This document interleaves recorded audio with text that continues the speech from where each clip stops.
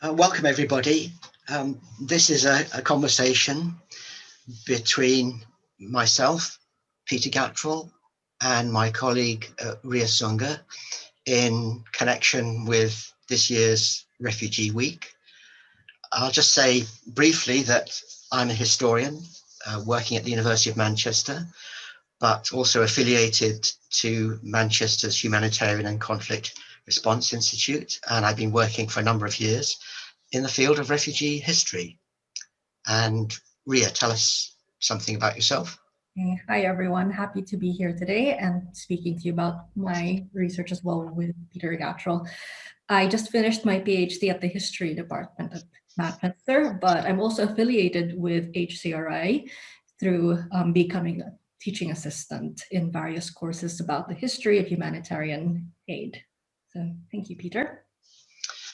Well, I guess since we're both historians, Ria, what we should begin by doing is saying something about what we think that historians can do in relation to refugees, and perhaps think about the ways in which you and I have both worked with and drawn upon other disciplines as well. I'm thinking, I suppose, of anthropology, of political science, sociology, geography, law, cultural studies. It's a very long list in refugee studies.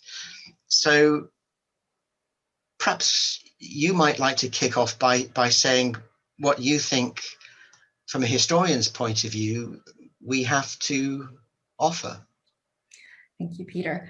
So yes, I did get to mention that my research was actually on the Philippines and its own refugee history. And if there's one thing that I learned is that refugee studies is not all about just refugees. Not to say that refugees are not an important object of study, but that, as Peter mentioned, it transcends that and really ties the threads between different disciplines. And for me, a lot of being a historian is trying to make sense of how politics, even memory, all link together, how different voices come about and sort of meld into one kind of narrative that I thought was very fascinating to do. To sort of jump into different ponds at the same time.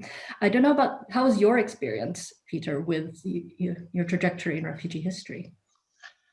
I don't think I could have made much progress without drawing upon the work of, I guess, anthropologists in particular, who are asking similar sorts of questions about the context in which refugees find themselves, the kind of stakes that are involved when people who are not refugees encounter refugees, the terms of that encounter, I think, are incredibly important. And when anthropologists go, as it were, into the field and are meeting refugees or host communities or other actors face to face, it's not unlike the situation in which historians find themselves. We also have to be sensitive to the context in which refugees found themselves at a particular time. I suppose historians are fundamentally interested in changes over time, but also thinking critically about the context in which different refugees find themselves. And I think that's incredibly important in the sense that we read a lot or hear a lot today about the idea of a refugee crisis, and it's often associated with the word unprecedented, as if we're always, living in a state of emergency.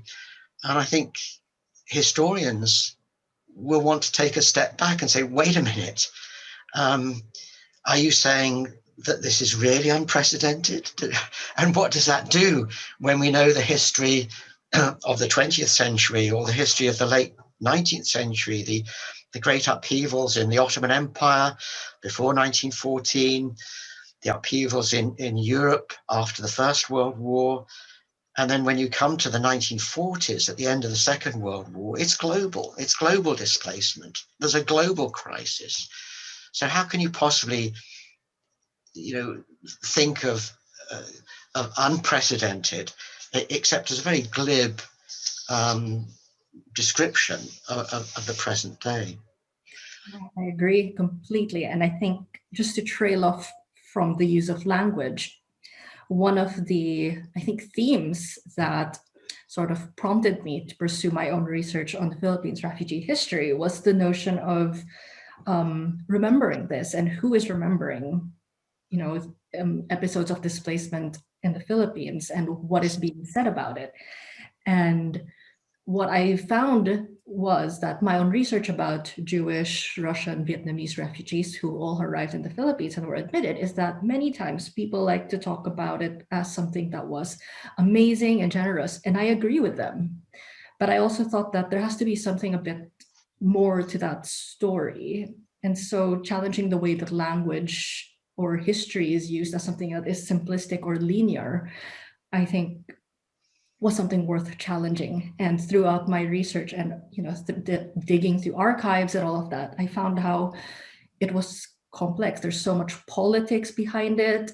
There's so much hidden agendas, ways in which refugees were used for the state to realize its goals, such as development. There were instances where Jewish refugees, for example, were tied into developing unutilized land in the Philippines, but there's also instances of the Philippine government admitting refugees for its own good, to establish itself as this humanitarian actor. And so I think the way that we use language to talk about displacement, both in the past and today, is very important. And I agree that we have to be quite critical about that.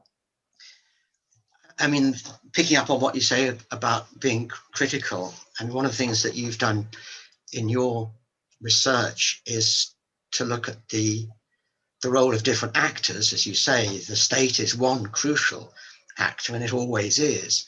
But then you've got non-governmental organizations as well, and refugees themselves as part of this mix.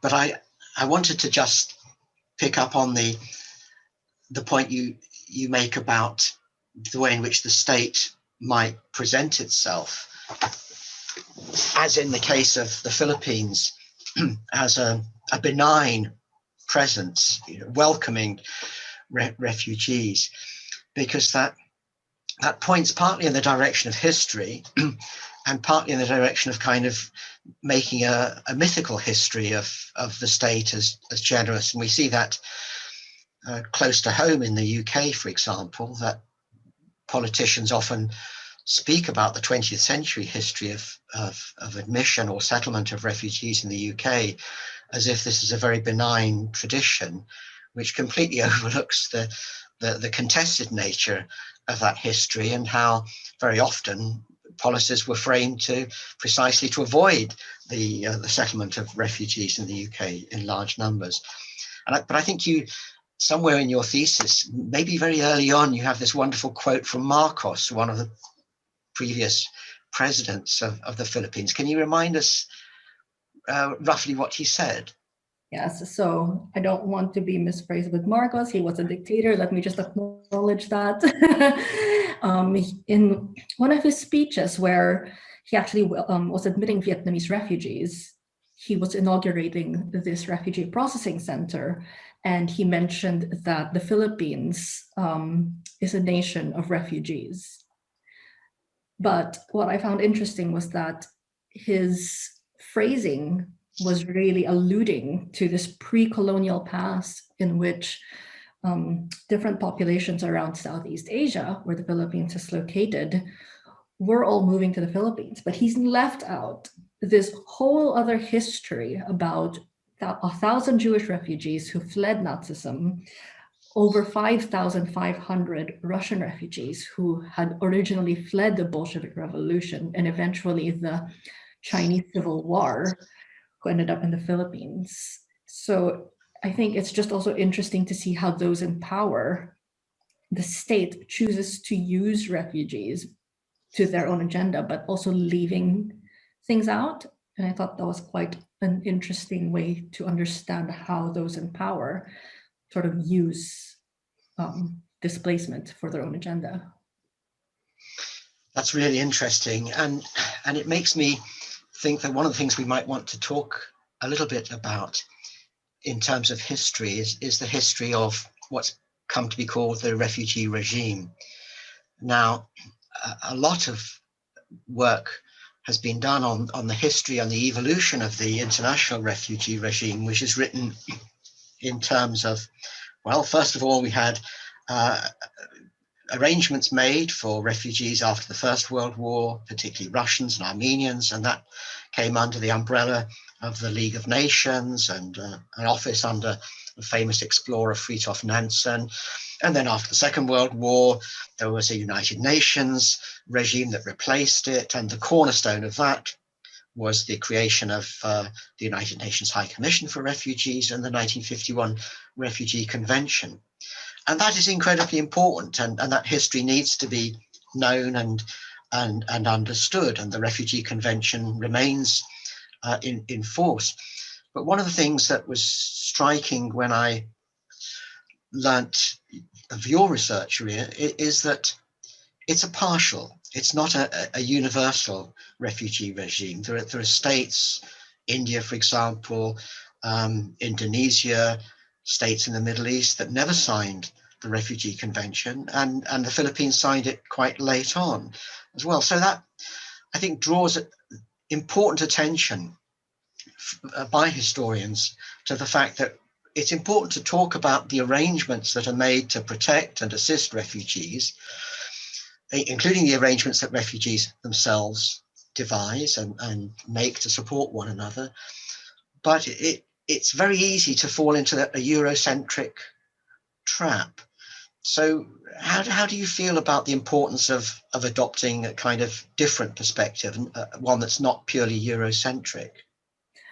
Well, I thought this thesis of mine, my research, was such a good opportunity to sort of look at what we call the international refugee regime from the perspective in the global south.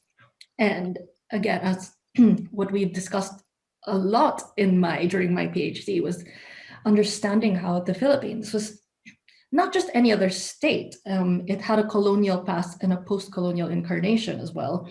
And the way that those kinds of states relate to the international refugee regime, which, as you mentioned, was Eurocentric, I think adds so much more nuance to the kind of limits that refugee regime had. And through my research, one gets to see how labels, definitions were really kept narrow by institutions like the UN. But then you also see the state itself sort of applying that tradition of selectivity in its own policy. And so by looking at the refugee regime in the Philippines, I think we discussed that the refugee regime operates on different layers. And when you go and center in on the national level in the Philippines, you get to see how the state itself was very selective. And a lot of this goes to, or I think I argue, is that this is because of colonial legacies of exclusion.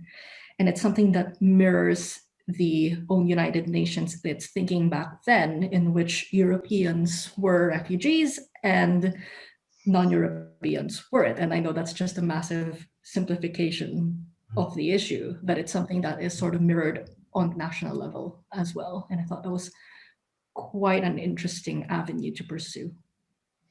And I also think that one of the things I've noticed over the last 20 years or so is that alongside the work that's been done on quite well-known examples of refugee history, thinking, for example, of the history of displacement in South Asia after partition, the displacement of Palestinians after the Nakba of 1948, the situation in East Asia after the Chinese Revolution of 1949, that alongside this, there's a real growing interest in refugee history, particularly in sub-Saharan Africa. I'm thinking of work associated with national liberation movements and the way in which refugees from colonial regimes such as in Mozambique make their way to Tanzania, or the whole complex history of civil war in Nigeria. So it's a really exciting realization that refugee history is becoming more global and less parochial, which is not to dismiss the important work that's done on the UK or Europe. But the other thing that I think is important, Ria, and it's reflected in the work that we both do and the work of others, is that when we talk about refugees, we need to find ways of making sure that we're not thinking of refugees as kind of passive victims of conflict or other disaster, that refugees have their own way of describing, narrating, articulating their wishes. They're not just needy or passive victims, in other words. And certainly in my own work, and I know you know this too, that organizations such as UNHCR have created enormous archives, which are not just records of bureaucratic procedure, but opportunities for refugees to make themselves heard. So you get refugees writing letters or crafting petitions to those in authority. And of course, these are making requests of some kind or another, but they're also telling their story about what happened in their lives to bring them to this situation. So I'm wondering to what extent it's possible to find refugees speaking on their own behalf in the research that you've done as well. So yeah, as just for those of you listening, my research was really more of an institutional history, but I was also looking for, testimonials or expressions from refugees themselves. And I think based on my research, it was quite difficult to really get a hold of materials that were produced by refugees. A lot of these have not been recorded. I think only recently with the looking at the Vietnam War and the Vietnamese refugee crisis, I use it in quotation marks, are people becoming more aware and sort of donating material to archives, which is an exciting time. So for me, I think missing out on not being able to access refugee testimonials, because as we know, archives are quite restrictive at times about what kind of information, personal information they are giving, I think is that there is an opportunity to go beyond what I've already done. And I think that is definitely something that is worth thinking about, is how can I find these materials who is willing to share their histories as well. And I think a lot of that, in case anyone out there is willing to do a PhD, is you also have to understand that there are ethical issues at hand. And I think part of my research was limited by that. If I'm going to be completely blunt, is that ethical approval for my research was really limited to talking to non-refugees, for example. So I think doing refugee history also has its limits. And that's something that I experienced. I'm glad you mentioned that, because it seems to be incredibly important that as historians, we're often not engaged in carrying out interviews, doing oral histories, for example. I mean, that can be very important and valuable, but some of the times we're looking at testimony that's archived, that's written down and preserved, maybe 50 years ago or even longer. But there are still ethical questions. Should we identify these people or preserve their anonymity?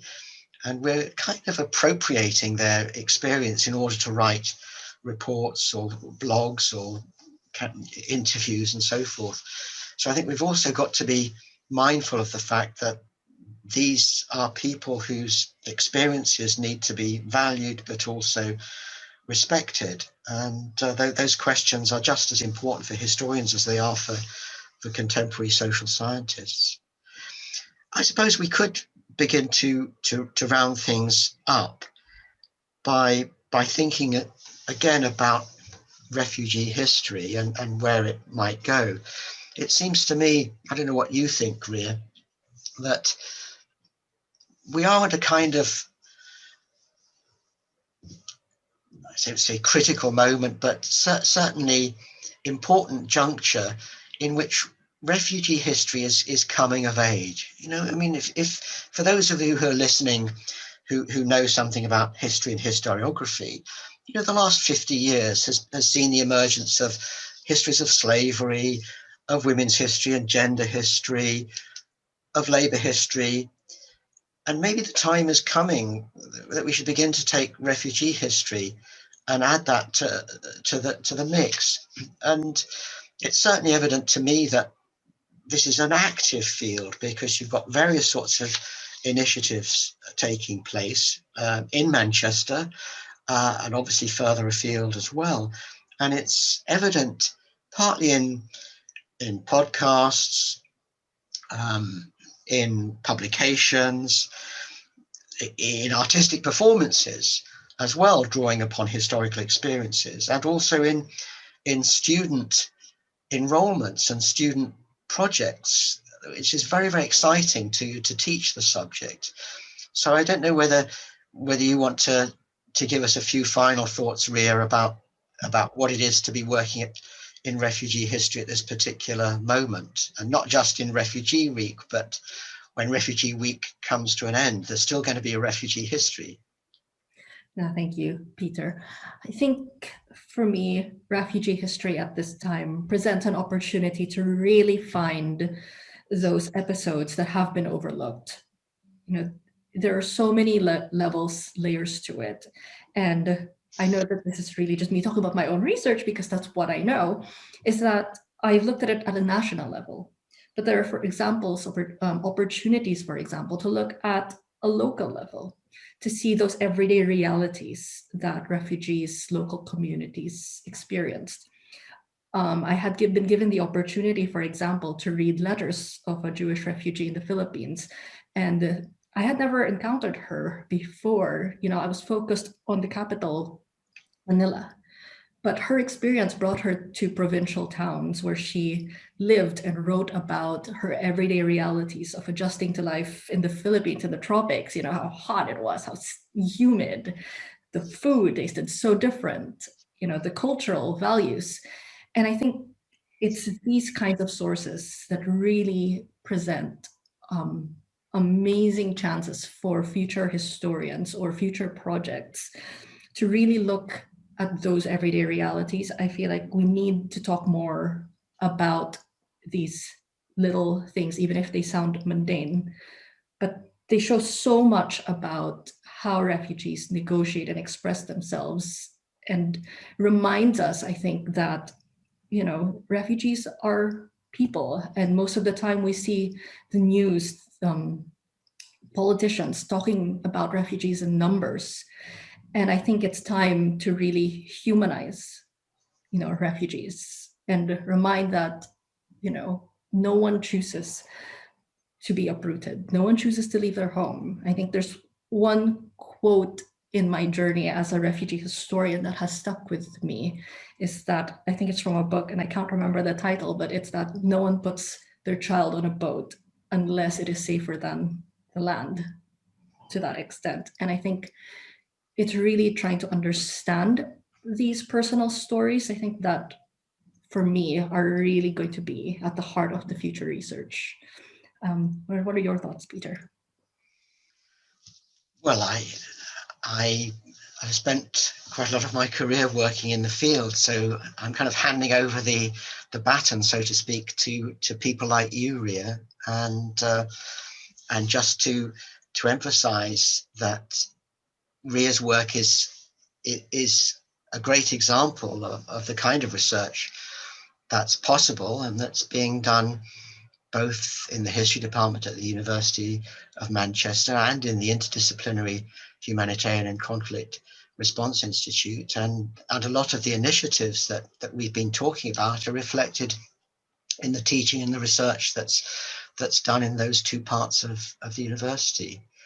And anyway, it's been great talking to you and reminding myself what a great PhD you did, and what a good example it is of the work that's possible to do in refugee history. So thanks very much. Yes, thank you, Peter. And I think if there's one thing as a former PhD student and in line with the theme of refugee is that it's about helping one another. And I think that in doing a PhD, I think if there's one thing, I think it's that kind of relationship I have with supervisor and my colleagues at Manchester and Unistory and HCRI is that it was also about helping one another throughout the PhD process. And that's what has made this thesis possible as well. I think it takes a village. It wasn't just all me. Well, thank you so much for your time, Peter, and for the conversation. I think it just reminds me about the possibilities that the field can go and how broad it is and how exciting to see the direction of future research will take. Thanks so much. We'll sign off, everyone. Thank you.